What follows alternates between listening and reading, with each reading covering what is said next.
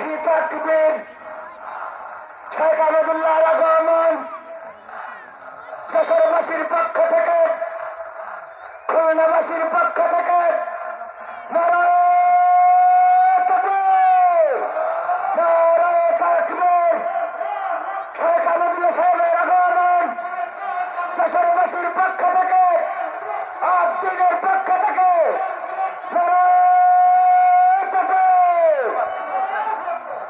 আমাদের আজকের সম্মানিত মেহমান, যে দুজন সম্মানিত মেহমানের জন্য আমরা অধীর আগ্রহে সকাল থেকে এই মাঠে কুয়াশায় ভিজে রোদের তাপে পুরো অপেক্ষা করছি। পবিত্র কোরআনের জন্য এই অপেক্ষা, সেই অপেক্ষার অবসান ঘটতে যাচ্ছে, ঘটল বলেই বলা যায়। যেন কবির সেই কবিতার মতো, কত যে আধার পরটা পাড়ায় ভোর হলো জানি না তা, নারঙ্গি বনে কাঁপছে সবুজ পাতা। প্রিয় হাজরিন,